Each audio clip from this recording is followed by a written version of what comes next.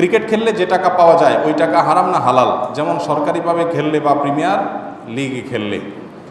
দেখেন, যে কোনো খেলাধুলাকে প্রফেশন হিসাবে নিয়ে উপার্জন করা জায়েজ নাই।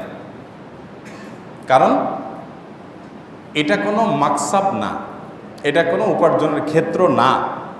খেলাধুলা এটা হবে নিজের শারীরিক কসরতের জন্য, এটা হবে বিনোদনের জন্য। শরীয়তের অন্যান্য সব শর্তগুলো যদি পাওয়া যায় সেক্ষেত্রে জায়েজ হলে তখন সেটি, অর্থাৎ আপনার সেখানে পর্দার লঙ্ঘন হবে না, সেখানে এডিকশন হবে না, সেখানে পারস্পরিক লেনদেন হবে না, জুয়া থাকবে না, এসব বিষয় যদি না থাকে এবং শরীয়তের অন্যান্য শর্ত সব পূরণ থাকলে তখন সেক্ষেত্রে সেই খেলাধুলা নিজে করা জায়েজ। কিন্তু এটাকে আপনি প্রফেশন হিসেবে বানাবেন কিসের ভিত্তিতে?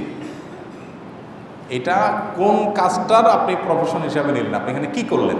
অ্যাচিভমেন্টটা কী? বিশেষ করে যখন এই জাতীয় খেলাগুলো মানুষকে আল্লাহ থেকে গাফেল করায়, যখন এই জাতীয় খেলাগুলো মানুষের মধ্যে নেশার সৃষ্টি করে, ইমানের চেতনাকে দুর্বল করে দেয়, তখন এগুলোকে আবার পেশা হিসেবে নিয়ে সেখান থেকে আবার উপার্জন করা, এটা কোনো অবস্থাতেই ইমানদারের জন্য কোনো ভালো উপার্জন হতে পারে না।